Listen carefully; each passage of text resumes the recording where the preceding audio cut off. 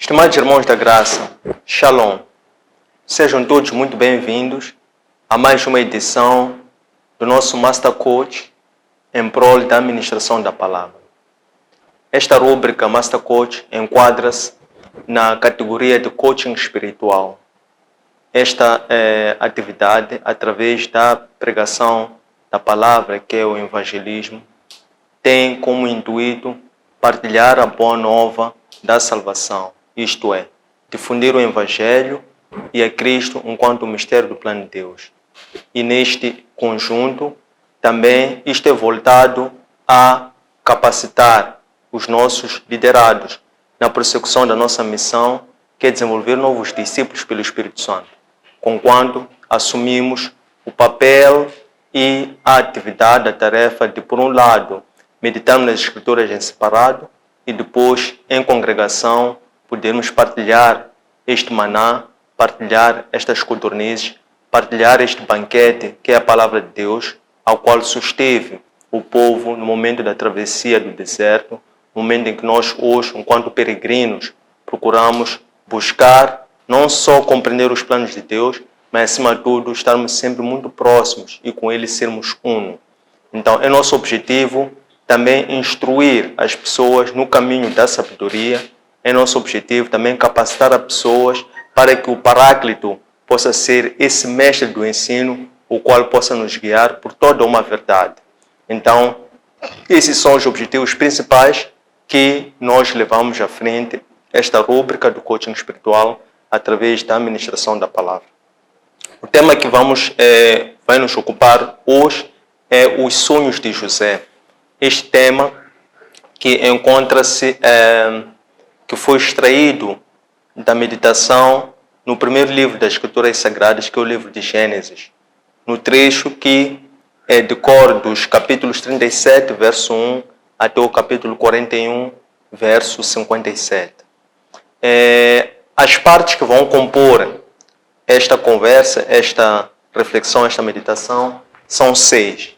A primeira vai ser a rivalidade entre os irmãos, entre José e os irmãos, do que resultou uma violência para com José, que fora vítima da violência dos irmãos. A segunda parte desta meditação vai ser quando os irmãos de José conspiram para a sua morte. A terceira é como e onde José é vendido pelos seus irmãos a ismaelitas. A quarta parte é agora José na casa de Potifar, este que foi aquele que comprou José dos ismaelitas e fez-lo como um escravo ao serviço de Potifar em sua casa. A quinta parte é quando José começa a manifestar o dom de interpretação dos sonhos, primeiramente na cadeia, e a sexta e última parte é quando, igualmente, José volta a interpretar os sonhos, mas desta feita do faraó. Então, estes vão ser os principais pontos que nós vamos incorrer ao longo da nossa aula de administração de hoje. E antes de tal, vamos estabelecer uma ponte recuando àquilo que nós conversamos ou transmitimos na aula de administração da palavra, na última sessão da administração da palavra do Master Coach. E nós estivemos a falar sobre Jacó. Jacó, como nós sabemos, é o pai de José. Jacó é este que, de acordo com a tradição eloísta, é aquele com quem Deus confirmou a aliança por lei para com Jacó e confirmou a aliança interna com Israel. De que forma? É que nesta herança sacerdotal, ou nesta herança patriarcal, o patriarca, que foi o Abraão, é aquele com quem Deus estabeleceu uma aliança eterna. Depois o seu filho, que é Isaac, é aquele com quem Deus testificou essa aliança que fez com Abraão, mas agora por juramento. E depois, em terceiro plano, com Jacó, é aquele que Deus confirmou por juramento com Israel e confirmou por lei com Jacó. Quando Deus assim o fez, por intermédio de Jacó, nós lembramos que Jacó é este que primeiro havia erigido um altar em Betel, na casa da luz, quando a caminho de Padan Aram, ele encontrou uma pedra que fez dessa pedra o seu travesseiro. Tendo feito dessa pedra o seu travesseiro, à meia da noite, Jacó teve uma visão em sonho em que viu uma escada comprida que ligava uma extremidade à terra, outra extremidade nos céus. E ele via pessoas a subirem e a descerem aquela escada. É quando Deus começa a falar a Jacó, apresentando-se como sendo Deus de Abraão, Deus de Isaac, e depois disser a Jacó que aqueles que ele via subirem e a descer são anjos, isto é, são os descendentes de Jacó, que iriam ser os mensageiros de Deus.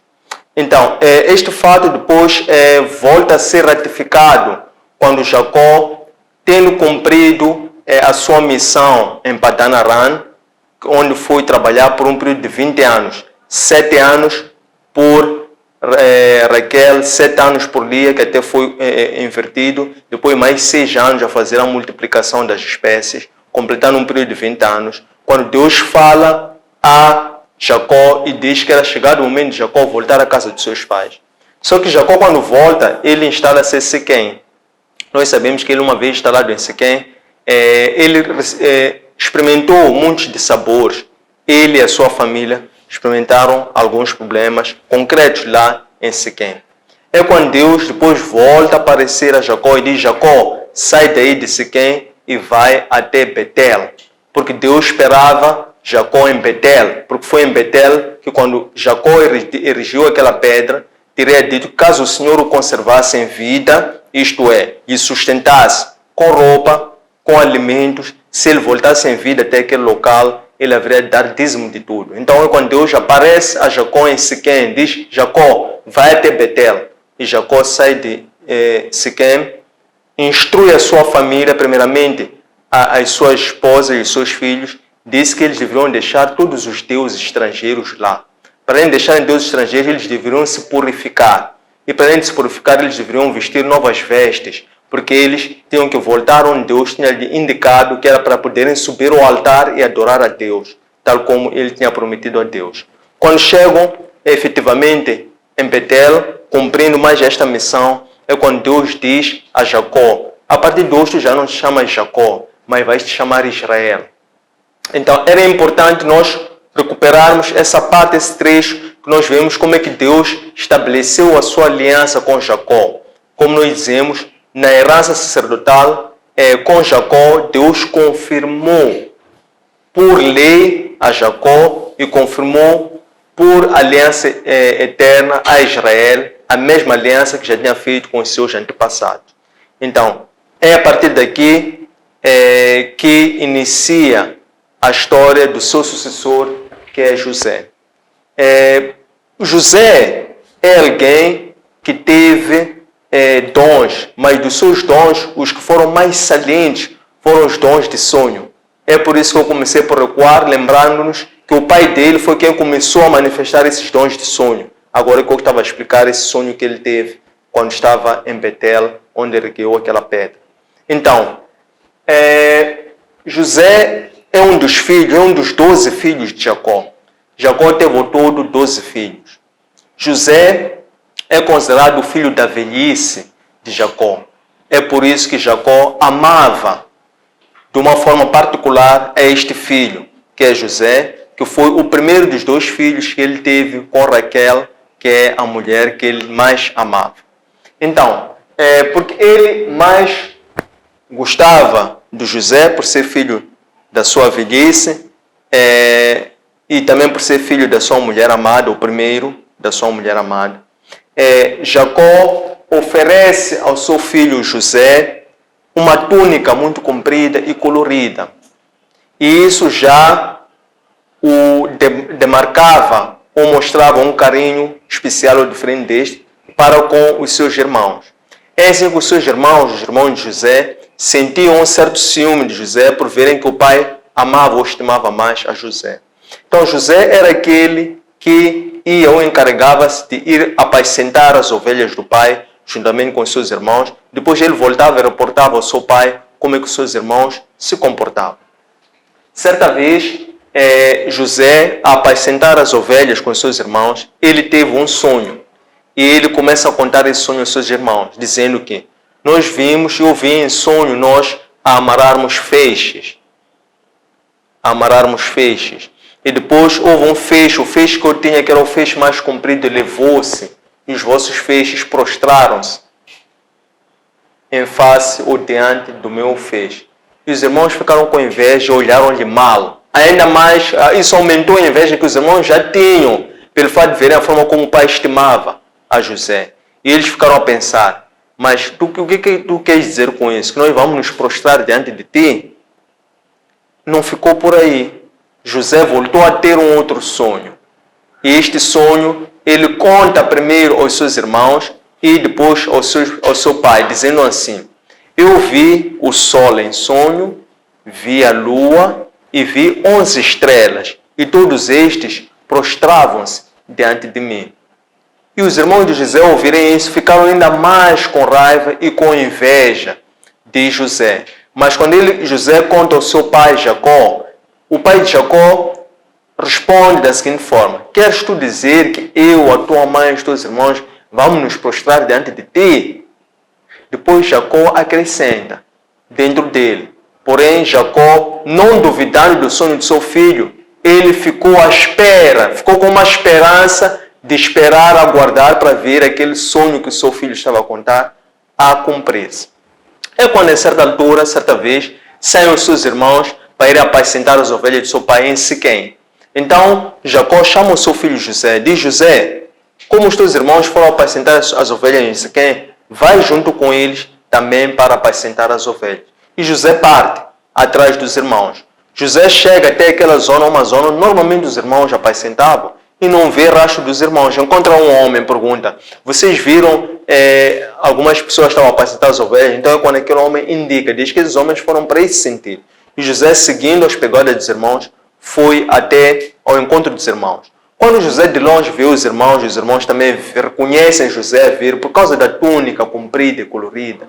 Então os irmãos começaram a conspirar e a planificar. Ele ainda vir, ele a caminhar, o José vir a caminhar de longe. Eles começaram a pensar assim: então está aí a vir o nosso irmão José. Que tal se nós lhe tirarmos a vida? Queremos ver como é que esses sonhos que ele nos conta vão se materializar ou vão se realizar. Então, quando ouve isso, a conversa, o irmão deles mais velho, Rubem, diz assim: não é de bem que lhe tiremos a vida, não façam isso. Vamos lhe conservar a vida. O que será de nosso pai se souber? Ele vai ficar muito triste, profundamente triste. Por quê? A intenção de Rubem era que eles não tirassem a vida ao irmão. Então é quando ele diz: do contrário, vamos pô-lo numa cisterna. Então, quando José aproxima-se, os irmãos nem mais agarram-no, tiraram-lhe a túnica e atiraram-no para uma cisterna vazia. Estando José dentro daquela cisterna vazia, aparece o quarto filho de Jacó na hierarquia do mais velho ao menos velho, que é neste caso Judá, que diz: não matem, não tirem-lhe a vida, vamos lhe poupar a vida. Do contrário, é preferível que lhe vendamos, porque estão a vir aí ismaelitas, é preferível nós vendermos esses comerciantes a ele do que tirarmos a vida. Então é quando estão a passar madianitas comerciantes ali pelo deserto, e esses vendem a José, e os madianitas, que são ismaelitas, compram José ao preço de 20 moedas de prata. Sendo dali, esses madianitas prosseguiram a sua viagem para o Egito, enquanto os irmãos mandaram a túnica de José, pois eles mataram um cabrito, cingiram a túnica com o sangue do cabrito e mandaram a túnica para o seu pai. E o pai, recebendo aquela túnica, ele lamentou e disse: meu filho foi morto pelos animais ferozes.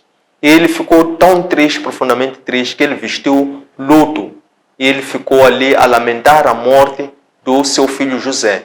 Aparecem os seus irmãos também a quererem lamentar igualmente a morte do seu filho José. É quando Jacó, em reação, diz: não vale a pena eu lamentar muito a morte do meu filho, porque assim, se eu assim o fizer, estarei certamente a levar o meu filho para a sepultura. Então, passou o tempo, é quando José, chegado ao Egito, pelos comerciantes ismaelitas, madianitas, eles chegado ao Egito, vendem o José finalmente a Potifar. Potifar era um eunuco, era o chefe da guarda da casa do faraó. Este Potifar compra José e emprega-no em sua casa. É quando Deus continua a manifestar-se, mas agora de uma forma mais superior a José. De que forma? Deus começou a se manifestar sendo ele com José, ainda estando lá naquela casa como um escravo. Todo o trabalho, tudo que José pegava, frutificava. Todo o trabalho que Potifar dava para José fazer, saía perfeito. E Potifar começou a perceber que o Espírito de Deus estava em José, que José era um servo bom, fiel e um homem abençoado. É quando Potifar começa a confiar todos os trabalhos dele a José, quer os trabalhos de casa, quer os trabalhos de campo. Quando Potifar fez isso, começou a confiar cada vez mais, Deus ainda aumentou mais a bênção e a sua presença em José, de tal forma que cada trabalho que José fosse fazendo, ainda mais abençoado, ficava cada vez mais abençoado e saía tudo tanto perfeito. Que até Potifar chegou ao extremo de confiar todos os trabalhos, todas as responsabilidades para José e só ficava a aguardar só o pão à mesa. Quando isso se sucede, certa vez, estando José sozinho dentro de casa, antes dessa ocasião, vale lembrar que a esposa de Potifar, ela começou a apreciar a José, porque José era esbelto de corpo e era belo de rosto. Então a esposa de Potifar começou a olhar para José e apreciar ele como um homem. E ela começou a conquistar a José. E José disse a ela: o meu amo, que é o teu esposo, é um bom homem, ele me confia muito. Ele disse que eu posso tocar tudo nesta casa. E eu realmente tenho acesso a tudo. Mas ele disse que a única coisa que eu não posso tocar é a sua esposa, que é a senhora. Então, eu não posso tocar assim em respeito ao meu amo, em respeito a Deus. Isso não posso fazer. E ela não se convenceu, ela não desistiu. Certo dia, estava José sozinho dentro de casa. E ela entra dentro da casa, surpreende José dentro de casa e segura José pelo manto. Só que José saiu a correr de tal força que o manto ficou nas mãos da mulher de Potifar e José pôs para fora. E ela, envergonhada, começou a gritar, a chamar para os outros trabalhadores dali de casa. E quando eles chegaram, ela começou a dizer que: vejam este hebreu, ele é um estrangeiro, veio para se rir de nós. Ele veio e que ele queria me seduzir para que eu me deitasse com ele. Mas eu rejeitei e até está aqui o manto dele, ele fugiu.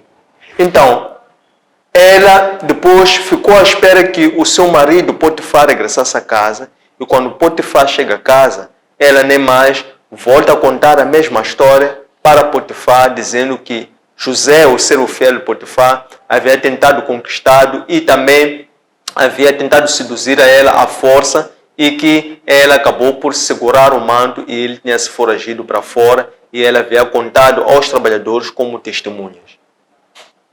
Tendo Potifar tomado conhecimento disso, nem mais Potifar ficou muito aborrecido, nem sequer ouviu a José, ele sem mais manda José para a cadeia, isto é, manda encarcerar a José.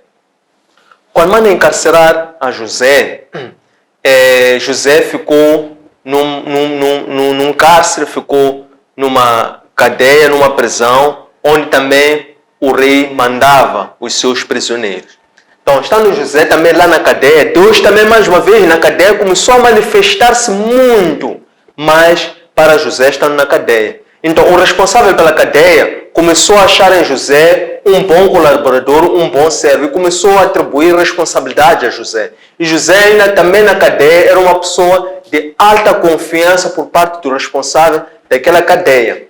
É assim que, passado alguns anos, mandam para aquela mesma cadeia 2 servos diretos do rei. Um que era o copeiro, outro que era um padeiro.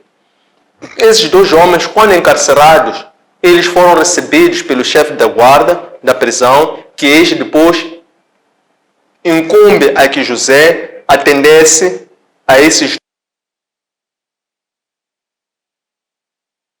É quando, certa manhã, esses 2 que acabavam de ser encarcerados, o copeiro do rei, o copeiro do faraó, por assim dizer, e o padeiro do faraó. Numa certa manhã, eles acordaram altamente conturbados. E José, quando vai para atendê-los, pergunta-os: por que vocês estão com o vosso rosto perturbado? Eles disseram: é que nós tivemos um sonho, nós os dois, e não estamos a conseguir compreender nem interpretar esse sonho. José diz assim: contem-me, haverá algo que Deus pode não saber?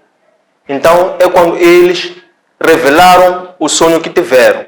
Começou primeiro o copeiro a dizer que sonhou com uma videira que tinha 3 ramos, e depois ele via a tirar uvas daquela videira, a pôr num copo e a servir ao faraó. Então é quando José interpreta de pronto, diz: esses 3 ramos são 3 dias. Daqui a 3 dias tu vais ser liberto desta cadeia e vais ir servir ao faraó as mesmas funções que tu servias ao faraó enquanto copeiro do faraó, copeiro particular do faraó. Então, depois de seguida, o padeiro tem ficado impressionado com a forma peculiar, rápida, especial que José descreveu o sonho do copeiro. O padeiro também conta, diz que eu também tive um sonho. Nesse mesmo sonho, eu vi um cesto por cima, e nesse cesto por cima tinham 3 subcestos, e depois eu via que as aves vinham do céu e tiravam os cereais que estavam por cima desse mesmo cesto. Então, quando José de pronto interpreta, diz que esses 3 cestos, vê que também daqui a 3 dias, tu também serás liberto pelo faraó. Mas o faraó irá cortar a tua cabeça e as aves irão se alimentar da carne, vamos lá, do teu corpo já putrefacado. Então, quando diz isso, realmente, dali a 3 dias era aniversário do faraó. E o faraó mandou soltar a eles e, consequentemente, mandou tirar a vida ao padeiro e confiou as mesmas funções ao copeiro. E depois, ainda quando estavam na cadeia, José, depois de ter interpretado esses sonhos, ele disse a eles: olha, eu só vos peço uma coisa só vos peço, que vocês encontrem graça em mim. Quando vocês saírem, estiverem em liberdade, não se esqueçam de dizer ao faraó que eu estou aqui, enquanto um hebreu, estou aqui de uma forma injusta e também eu vim aqui arrebatado da minha terra.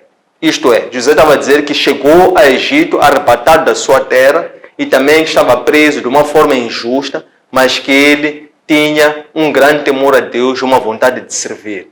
Ele disse só isso, só vos peço isso.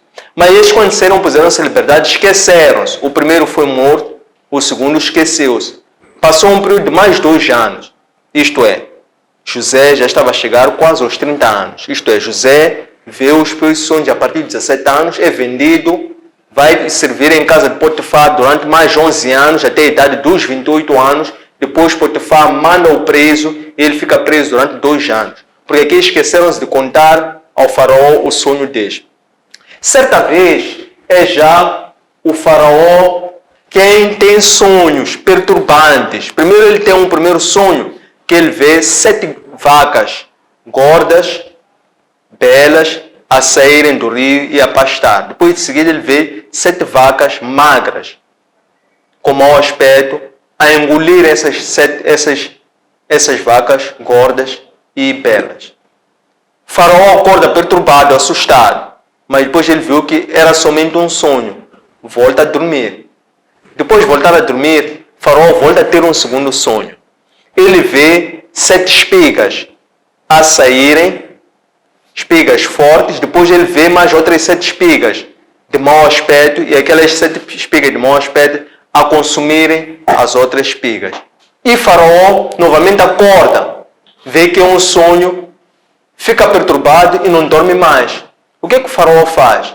Dia seguinte, o faraó convoca todos os seus servos e também convoca os seus magos. E o faraó conta a eles o sonho que teve. Mas nenhum dos servos de faraó, nenhum dos magos de faraó conseguiu interpretar aquele sonho que o faraó teve. Então é quando o copeiro mole, lembra-se, ele diz, eu peço perdão pela minha falha, mas eu já deveria contar isso já há 2 anos atrás. Eu quando estive preso, eu e o padeiro, nós lá na cadeia conhecemos um hebreu. Esse hebreu interpretou os sonhos que nós tivemos quando estávamos lá na cadeia. E da forma como ele interpretou aqueles sonhos, aconteceu tal e qual como ele interpretou. Nós saímos, passados 3 dias, e realmente aquilo que ele havia revelado aconteceu. O faraó ficou impressionado. É quando o faraó de seguida mandou tirar imediatamente José para que trouxesse até a sua presença. José foi se preparar, fez um banho, barbeou-se e foi se fazer presente diante do faraó. E o faraó dirige-se a José assim: tenho ouvido que tu és uma pessoa capaz de interpretar sonhos, pois tu assim o fizeste para os meus diretos colaboradores. Então peço-te agora que tu também me ajudes a interpretar os meus sonhos, porque nós sabemos que tu tens essa capacidade. Então é quando José de pronto responde que isto não é minha capacidade, isto é a vontade e a graça de Deus. Então, pela sua vontade e graça e pelo meu temor, irei sim, pelo nome do Senhor, interpretar os seus sonhos. É quando o faraó conta a José os sonhos que tiver. E José, logo depois de ouvir os sonhos do faraó, o José diz: faraó, meu amo, essas 7 vacas gordas e as 7 espigas que viste são os próximos 7 anos que estão por vir. Deus está a falar consigo, Deus está a revelar algo muito importante, que é o seguinte: nos próximos 7 anos que estão por vir, há de haver uma grande abundância em termos de produção agrícola. Mas depois desses 7 anos de prosperidade, de abundância, em termos de colheita agrícola, hão de vir outros 7 anos de uma fome, de uma seca severa. Conquanto, nesse período, se não houver uma boa gestão, porque Deus está a te instruir, está a transmitir sobre a necessidade de fazer uma gestão criteriosa destes 14 anos que estão por vir. 7 anos de abundância, 7 anos de escassez. Então, conquanto deves identificar na tua equipe alguém que tenha capacidades de fazer uma correta gestão, de tal forma que possa erguer celeiros para que a abundância de tudo aquilo que for a ser produzido durante 7 anos seja conservado e seja poupado.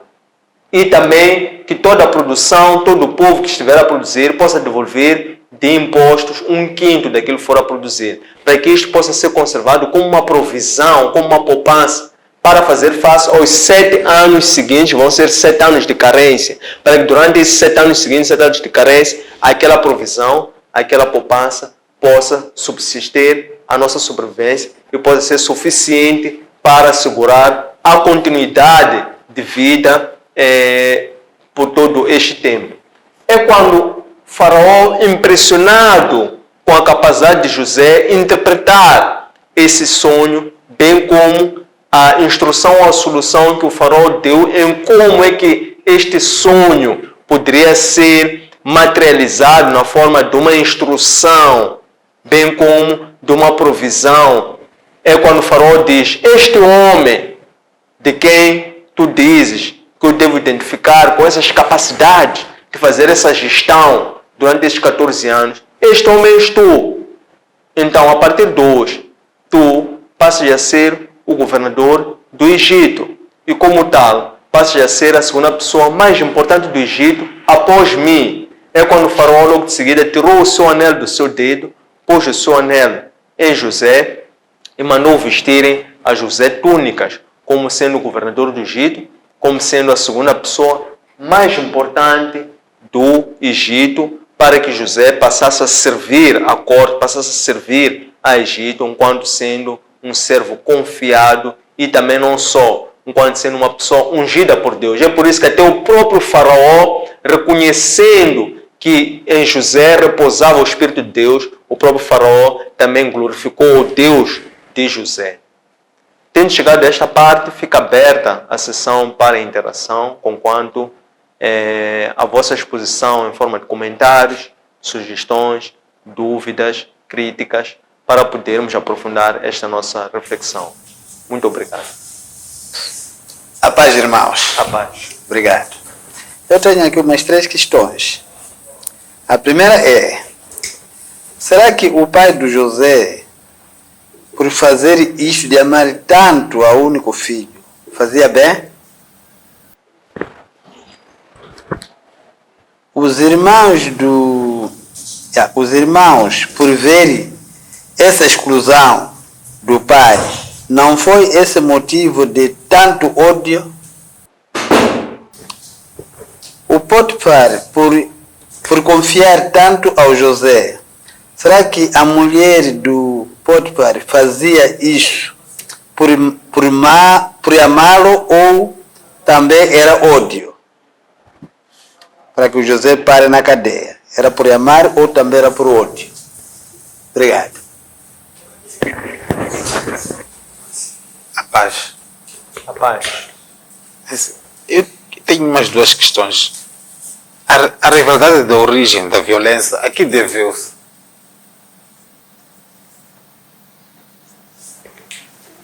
Perdão, desculpe. A rivalidade, origem da violência, a que deveu-se? A segunda questão: é sabido que José foi vendido pelos seus irmãos. Será que esse pecado é o realmente que acontece nos dias de hoje? Será que esse pecado? É o pecado que acontece nos dias de hoje, de maldades, de venda de maldades em termos de vendas de seres humanos, por aí, etc, etc.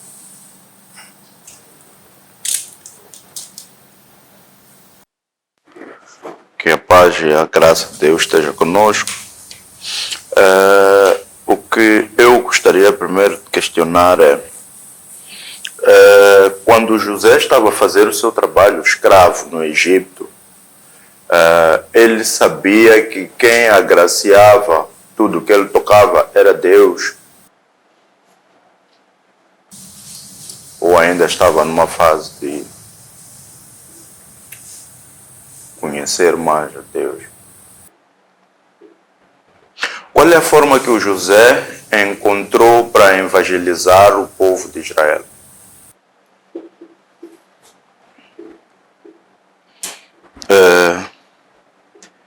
De seguida, queria eu saber, porque o pai de José, ao saber que o José teria sido atacado, ao pensar que teria sido atacado por um animal feroz, ele vestiu luto. Eu queria saber se o que é vestir luto e se é lícito para os cristãos. De seguida, gostaria de saber qual é o chamado de José e qual é a sua importância no trabalho de Deus até a chegada de Cristo, ou apontando a Cristo. Qual foi o trabalho que este teve apontando a chegada de Cristo, o trabalho de Deus, o trabalho que ele fez para Deus apontando a chegada de Cristo ao mundo?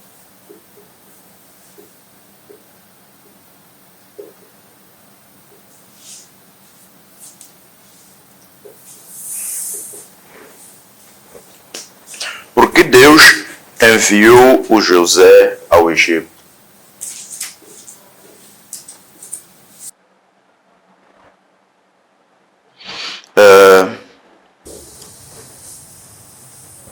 Também gostaria de saber como é que se concretizou o sonho do José, dos seus irmãos prostrarem-se diante dele.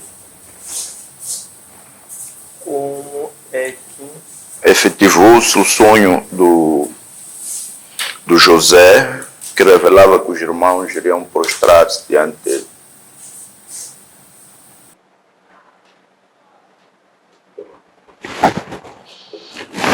E também gostaria de perceber por que talvez o coach pode ouvir, depois ajudar-me a formular interpretar esta frase, está um bocadinho confuso. É o seguinte, eu gostaria de saber por que Deus deu o dom de o José interpretar sonhos. Qual era o papel, como é que posso dizer, qual era a importância do José ter este dom naquela época de interpretar sonhos?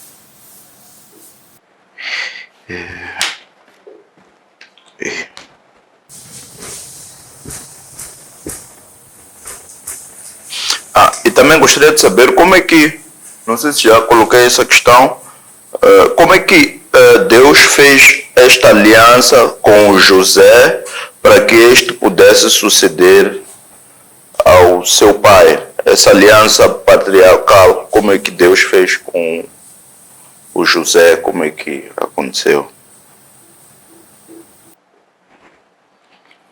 E atualmente também gostaria de ter um comentário que também podemos, é uma questão, mas em forma de o coach vai buscar a forma melhor de formular a questão. Atualmente nós temos tido sonhos que não conseguimos os interpretar. Como é que podemos fazê-lo para interpretar esses sonhos? Devemos nós mesmos orar ou devemos, dentro daquilo que é a nossa congregação, procurar saber quem é que tem este dom?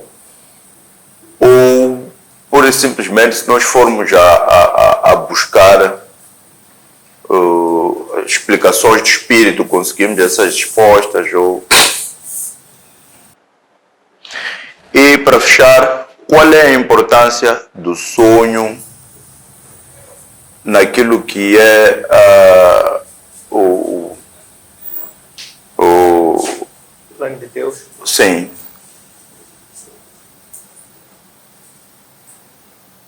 Obrigado. Estimados irmãos, quero em primeiro lugar agradecer por estas questões que foram aqui transmitidas, que são muito próprias àquele tema, este tema que nós estamos a meditar no dia de hoje, que é os sonhos de José.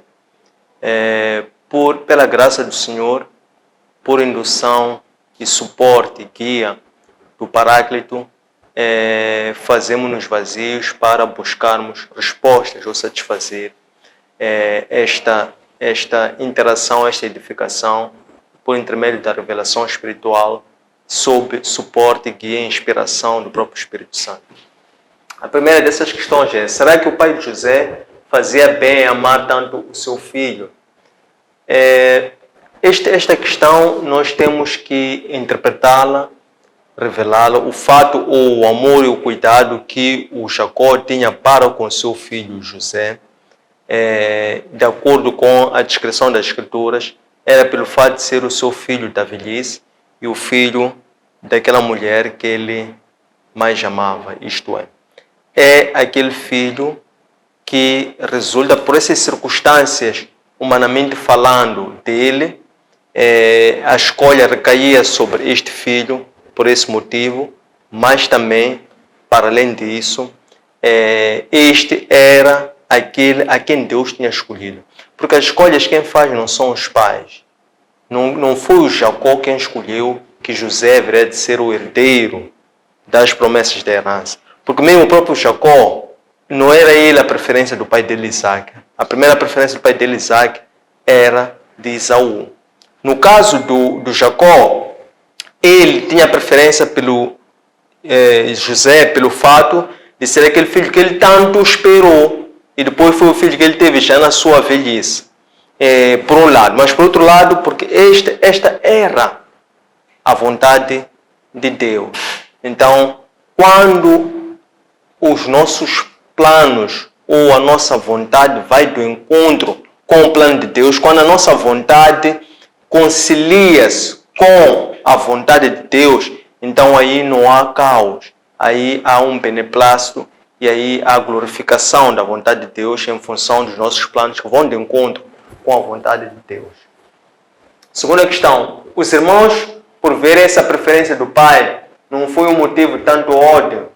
O que acontece, quer a primeira, quer a segunda questão, Nós, quando olhamos, apreciamos o papel de José enquanto um instrumento de Deus no plano de salvação da humanidade, vemos em José uma prefiguração de Cristo. José é um Cristo do Antigo Testamento. Por quê? Porque nós dissemos que, primeiro, por que o pai amava a José tanto relativamente aos outros? Também Cristo foi aquele filho que Deus tanto amou relativamente aos outros. É por isso que mesmo em sede do batismo de Cristo, aquela voz que ouviu-se lá de cima disse: esse é o meu filho de quem tanto me comprazo. Esse é o meu filho que eu muito amo. O mesmo aconteceu para José. Este fato da ira, a preferência que o pai tinha pelo José, que causou essa ira, esse ódio, para que eles, por fim, se vissem livres do seu filho por esse ódio, também é tal como aconteceu com Cristo, porque Cristo também foi odiado pelos seus irmãos judeus, que não lhe receberam, que não lhe aceitaram, rejeitaram, tiveram ódio, perseguiram a Cristo. Também isso sucedeu com José.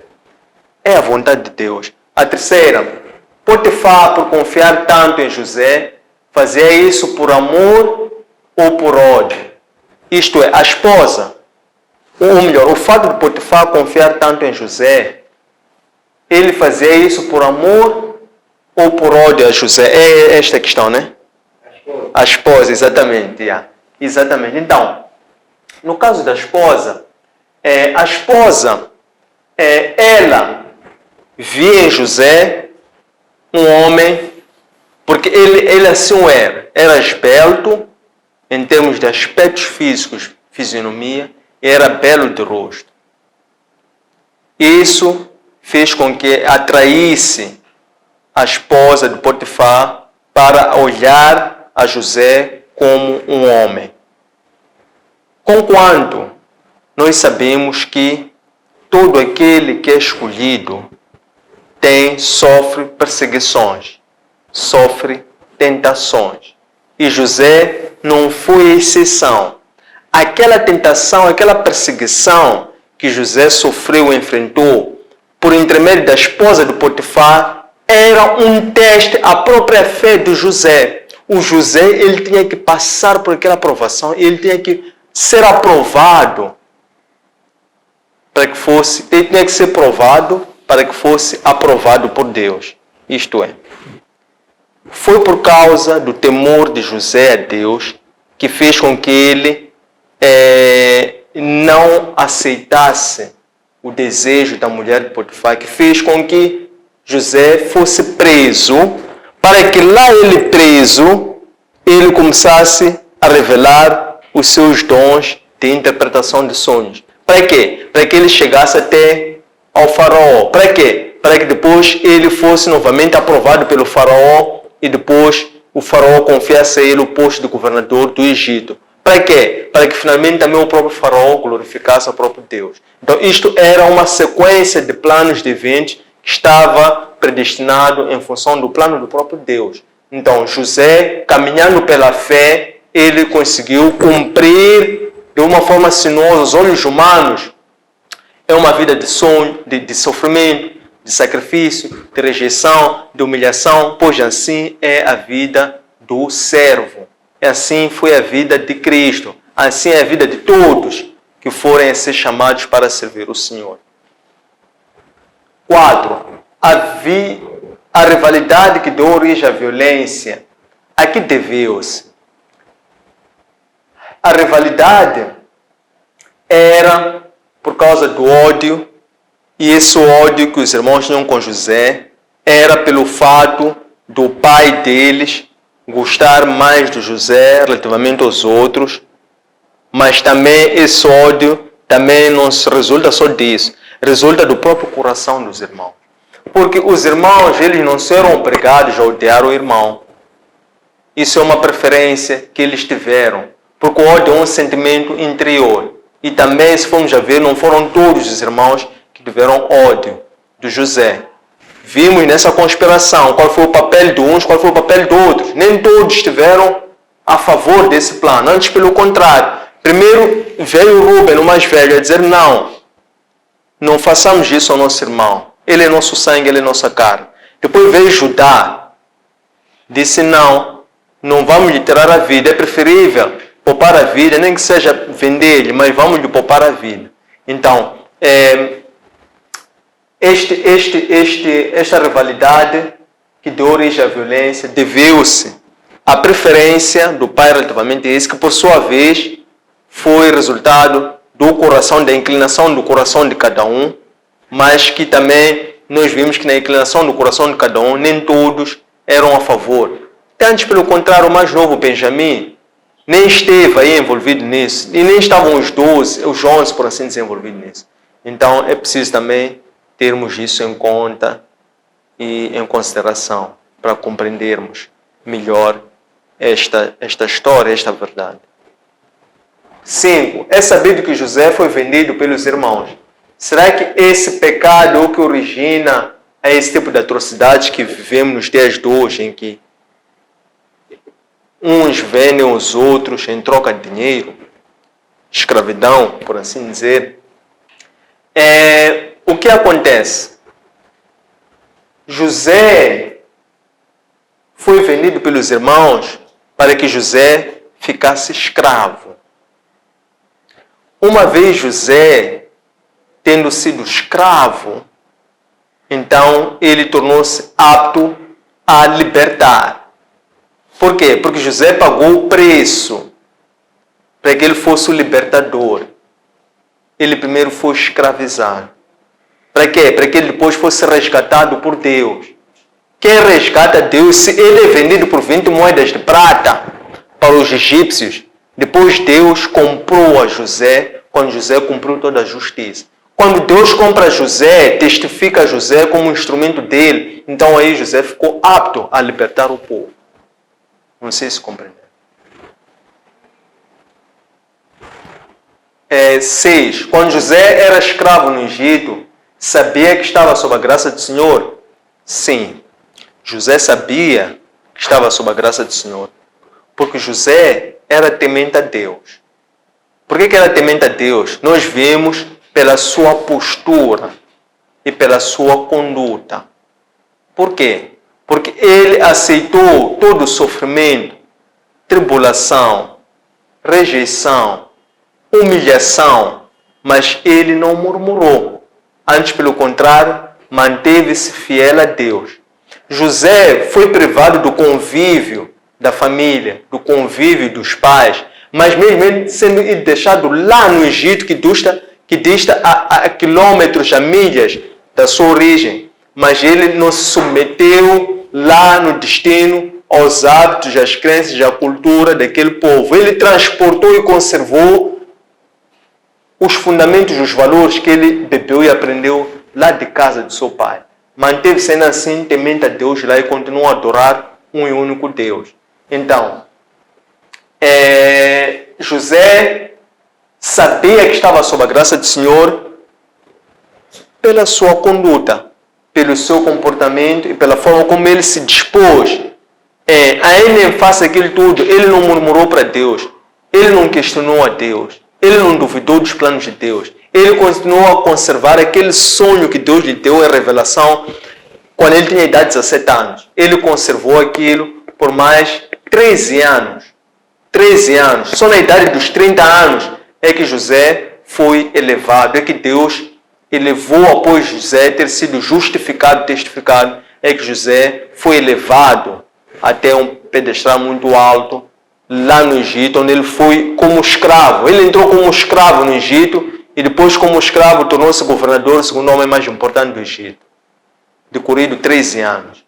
Por quê? Ele conservou os princípios, conservou a fé, conservou os valores e andou e viveu pela fé acima de tudo. Número 7. Qual foi a forma que José encontrou para evangelizar o povo de Israel? Está ligado à pergunta anterior, foi o testemunho. O que é o testemunho?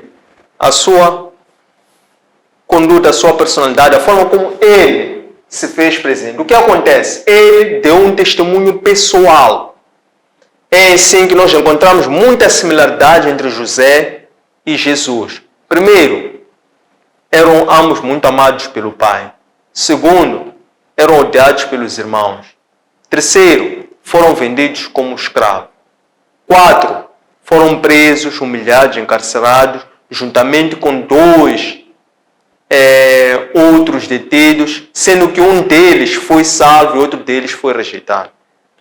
6, são pessoas que manifestaram o seu virtualismo, a sua virtude, para com um plano e mantiveram-se fiéis a um plano de salvação. Encontramos muitas similaridades entre José e Cristo, e que José é aquela personagem que, pelo seu comportamento, pela sua atitude, é uma prefiguração de Cristo. Isto é, José é Cristo do Antigo Testamento, que prefigurava a Cristo que veio como Senhor, consumador da nossa fé, após decorrido tantos anos para o cumprimento integral do plano de Deus. Esse plano de Deus, Deus já tinha esse plano orquestrado e já tinha também esse plano, já tinha anunciado esse plano ainda antes de José. Na queda do homem, Deus deu esse plano, o seu plano de salvação da humanidade, por intermédio de Cristo. Deu a conhecer, na altura da queda do homem, Deus deu a conhecer o plano de libertação da humanidade através de Cristo. Deus já tinha dado a conhecer desde essa altura. Depois, Deus, quando faz aliança com Noé, era o plano de salvação de toda a humanidade. Depois, quando renova essa aliança agora com Abraão, é que estava a escolherem Abraão para que fosse ser aquele povo pelo qual haveria de vir essa salvação de toda a humanidade. Foi através dos semitas, que foi através de Abraão e de toda a sua descendência, que acabou por vir em Cristo. Cristo também, enquanto descendente de Abraão, enquanto descendente de Adão, Cristo enquanto o antepassado dos antepassados, não é? Cristo enquanto sendo a Trindade, enquanto aquele que preexistiu antes que existisse o próprio tempo. Número 8. O que é vestir luto e se é lícito para os cristãos? Vestir luto é uma forma de manifestar lamento, uma dor profunda, mas é uma veste exterior. Luto é uma veste exterior. Lamentação, luto com a perda de um ente querido, é o luto. Mas o que se pretende de um cristão, como não, mas sobretudo de um cristão, é um lamento. Quer dizer, a predisposição do cristão não está nas vestes. A predisposição do cristão está em manifestar amor, misericórdia, compaixão, empatia para com todo o outro irmão. E isso é uma disposição que está dentro do nosso coração.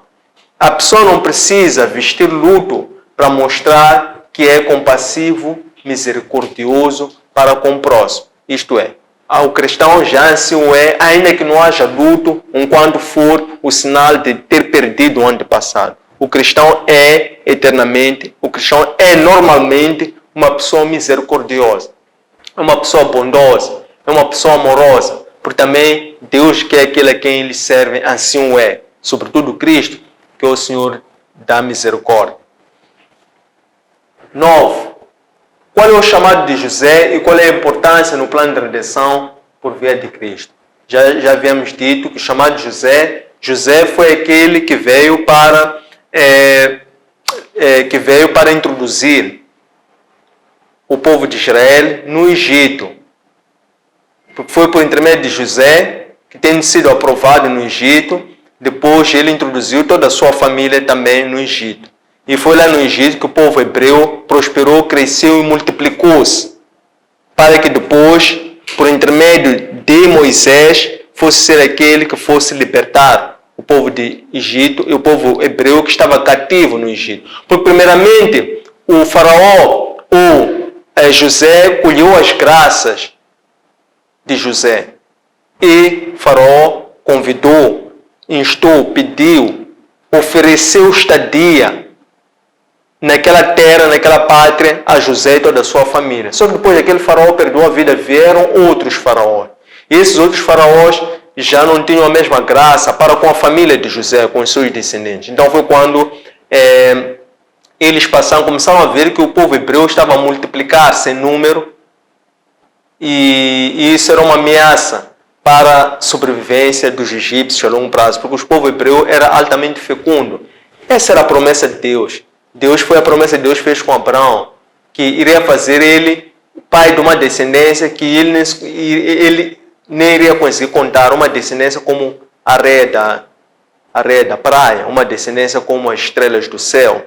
E foi isso que aconteceu lá. Então esses outros faraós que vieram, vendo que o povo hebreu estava a multiplicar-se em número, eles sentiram-se ameaçados de terem permanecer aquela soberania sobre aquela terra. É quando eles viram que a melhor forma de nós não corrermos o risco de perdermos a nossa soberania aqui sobre o Egito é nós começamos a criar uma forma de dominar este povo. Foi quando introduziu-se o decreto de matarem-se todos os primogênitos que nascessem de sexo masculino, e começou então também a aumentar e acrescentar as formas de opressão dos egípcios para com os hebreus.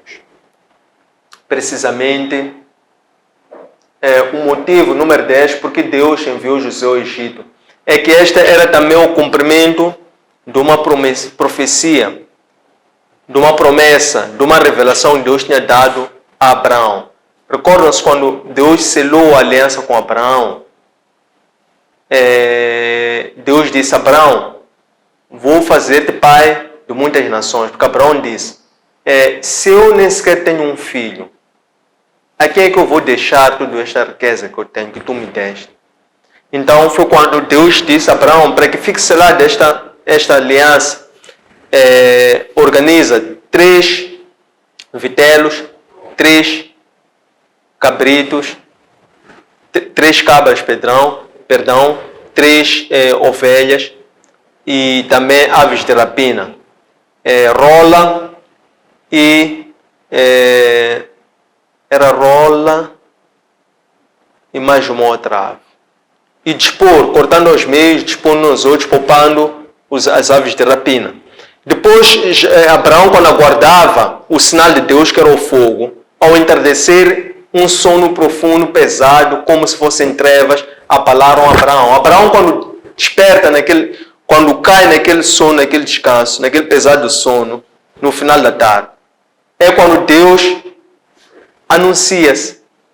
Vem para Abraão a dormir, e diz a Abraão em sonho que o teu povo, a tua descendência, vai peregrinar em terra estrangeira e será oprimida por um período de 400 anos. Deus anunciou isso a Abraão. E isso efetivou-se porque Deus enviou. Aqui foi o motivo pelo qual Deus enviou José ao Egito. É que foi através de José que o povo hebreu foi introduzido no Egito para se cumprir aquela profecia, aquela revelação que Deus tinha dado a Abraão. Número 11. Como é que se efetivou o sonho de José, que revelava que os irmãos iriam se prostrar diante dele? Mais à frente, ao longo desta genealogia, desta história, quando José é revestido do poder como governador do Egito, ele implementou aquele plano de, podemos dizer, um plano econômico social, por assim dizer, concebido pelo José, sobre a revelação de Deus e também com a graça do Senhor, sob instrução ou guia do Espírito Santo. É assim que depois, quando chegou, cumpridos os primeiros 7 anos de prosperidade, iniciou os 7 anos de seca severa. Quando inicia esse ano de seca severa, aquela seca afetava todas as outras regiões. É quando Jacó, estando lá, também sendo afligidos pela seca, ele estando em Canaã, lá atrás, ele manda os seus filhos até o Egito, porque ele ouviu dizer que no Egito há trigo, no Egito há alimento, no Egito há providência, no Egito há comida. Nós estamos com fome, mas há um sítio que há. E eles foram, normalmente, para ir transacionar como comerciantes. Qual não foi a surpresa deles? É que eles chegaram lá e iam como pedintes, porque eles estavam para morrer de fome, toda uma família estava para morrer de fome. E eles chegaram lá como pedintes e iam para pedir favores, porque ali quem tinha o poder eram os egípcios. Eles é quem estavam carentes. Então, eles chegando lá, em sinal de vênia, de submissão, foi quando eles prostraram-se. Estavam realmente a prostrar-se para o irmão agora revestido do poder, tal como ele tinha há 17 anos atrás, há mais de 13 anos atrás ele já tinha tido isto por revelação em sonho. 12. Qual era a importância do José ter o dom de interpretação dos sonhos naquela época? Por um lado, José tinha o dom do sonho. Manifestou-se antes, quando ele tinha a idade de 17 anos.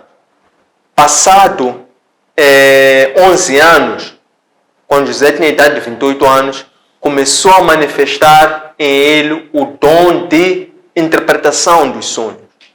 Qual era o objetivo de nessa altura, o Espírito Santo operar este dom de interpretação de sonhos em José? O objetivo era para que o José pudesse ser presente a Faraó, a fim dele interpretar o sonho que o Faraó tinha, para que finalmente o Faraó pudesse confiar a José o posto de governador do Egito, e assim se cumprisse o plano de Deus, que era introduzir o povo hebreu na terra do Egito, onde foram buscar a ciência, onde foram buscar o conhecimento. Porque foi lá que nasceu Moisés. Moisés tinha que buscar conhecimento, Moisés tinha que buscar sabedoria, Moisés tinha que ser um homem letrado. Para quê? Para que depois Deus desse a Moisés, desse a lei, Moisés pudesse escrever. Porque Deus disse a Moisés, escreve, para que isso fique legível. E Moisés tinha que ser uma pessoa letrada, dotada de conhecimento, sabedoria e da ciência. Então, esses foram os motivos. Os planos de Deus são muito certeiros, porque a matemática de Deus nunca falha. Como é que Deus fez essa aliança com José enquanto herdeiro desta aliança? Deus enquanto herdeiro desta aliança, José enquanto herdeiro desta aliança, Deus fez em José um instrumento de Deus. Esse instrumento foi José que recaiu a graça para que ele, por intermédio dos dons operados pela sua crença e temor a Deus, ele pudesse receber as graças dos responsáveis do Egito, do faraó, para que se efetivasse o plano de Deus. Qual é o plano de Deus? É o plano de salvação da humanidade. Através de quê? Através dos hebreus. E esses hebreus tiveram também que passar pelo Egito, porque o Egito era o centro da ciência, era o centro do conhecimento. Então os hebreus tinham que passar por lá. Número 14. Como é que podemos fazer para interpretar os sonhos? Então, aqui é que vamos. Deus, quando fala com os seus servos, ele faz de diferentes formas.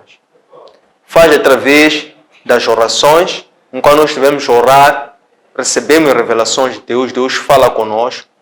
Enquanto estivermos a meditar na Escritura Sagrada, a ler a Bíblia, as Escrituras, Deus fala conosco. Através de sonhos, Deus fala conosco. Através de visões, Deus fala conosco. De uma e de outra forma, conquanto Deus fala conosco, não basta, sobretudo essas duas formas, que é o sonho e que é a visão, ainda que nós tenhamos o dom do sonho e da visão, mas se nos faltar o dom de entendimento ou de interpretação desse sonho, dessa visão, não vamos conseguir compreender como é que aquele sonho, aquela visão vai se materializar e de que forma é que nós, enquanto instrumento, estamos a ser dados essa revelação, como é que nós iremos ser usados para a materialização daquele sonho, daquela visão. Então, o dom do entendimento é este que vem para complementar o sonho ou a visão. Então, é importante isso, nós podemos tê-lo através, nós sonhamos ou nós temos uma visão, depois devemos aprofundar de uma forma contínua através da oração, através da meditação nas Escrituras. É através destas formas que nós vamos buscar mais revelação e fazermos-nos cheios do Espírito Santo. Porque é o Espírito Santo que vai nos habilitar a nós podermos andar pela fé. Andar pela fé o que é? É andar no caminho de Deus. O que é andar no caminho de Deus? É andar na luz do Senhor e blindados pela santidade, blindados pela purificação, blindados pelas boas intenções. Então, quando assim for, nós vamos conseguir materializar ou ver ou testemunhar as visões, os sonhos que Deus nos revela. Quando andamos pela fé. Isto é, o que é andar pela fé? Ter um sonho, receber, aceitar, aprofundar aquele sonho, aquela visão, aquela revelação, através do dom do entendimento e depois caminhar pela fé para crer que aquilo que vimos é verdade, vai acontecer, é uma vontade de Deus. E depois, quando andamos nos caminhos de Deus, estamos já a fazer com que a nossa vontade vá do encontro com o plano de Deus. Quando a nossa vontade for ao encontro do plano de Deus, então aí a coisa ocorre, ou sucede, ou acontece. Mas quando a nossa vontade não vai de encontro com o plano de Deus, isso só leva a sofrimento. Por quê? Vamos insistir em uma coisa que nunca vai ocorrer, porque essa não é a vontade de Deus, não é o plano de Deus. 15ª e última, qual é a importância do sonho nos planos de Deus? Sim, é um pouco isso que estamos a falar, é que Deus não faz nada sem revelar os seus servos. Uma das formas dele revelar os seus servos é através dos sonhos. E não só, acabo de mencionar tantas outras formas que ele usa para revelar os seus servos. Então, esta é uma das formas. Os sonhos são as formas pela qual Deus se comunica com o seu povo. Isto é, recordemos-nos agora, já vamos falar primeiro do primeiro sonho que começou a operar em Jacó. Então, foi no sonho em que Deus diz a Jacó: esses que estás a ver, a subirem e a descer, são mensageiros de Deus. Então, os sonhos o que são? É uma das formas pela qual Deus se comunica com o seu povo através dos seus mensageiros, que são as pessoas que recebem essas revelações de Deus, para depois poderem ser mensageiros da vontade do plano de Deus para a comunidade, para o povo. Porque nem sempre os sonhos que nós recebemos em visões são diretamente para nós. Por quê? Porque dizem respeito a pessoas, tribos, povos, vidas. Então temos sempre que buscar uma interpretação. E se nós buscarmos uma interpretação, um entendimento, aprofundarmos isso no plano da comunhão com o próprio Deus, então aí Ele fala, revela conosco, a nós próprios de uma forma mais detalhada, profunda, e aí nós nos tornamos íntimos, tornamos-nos amigos de Deus, tal como Abraão fez. Então qualquer um de nós que é usado por Deus enquanto seu instrumento, a pessoa pode firmar-se na fé através de uma busca vigorosa e contínua pelo Senhor, pela sua face, para que o Senhor possa aumentar essa comunhão. Como? Nós fazemos a comunhão com Deus Pai e Deus Filho por intermédio do dom da fé em Espírito Santo. Então, quanto mais nós aprofundamos o dom da fé em Espírito Santo, é este dom que vai selar esta comunhão com Deus Pai e com Deus Filho. Tendo chegado a este ponto, queremos agradecer a vossa atenção, acompanhamento a esta sessão de hoje, que versou sobre o tema Os Sonhos de José, segundo as Escrituras no livro de Gênesis, capítulo 37, versículo 1, a capítulo 41, versículo 57. Estas lições encontram depositadas em nossos arquivos digitais, plataforma Facebook, Antônio Centras Oficial, nosso canal YouTube, Antônio Centras LDA, no nosso aplicativo Elo App. Um abraço, luz, até breve.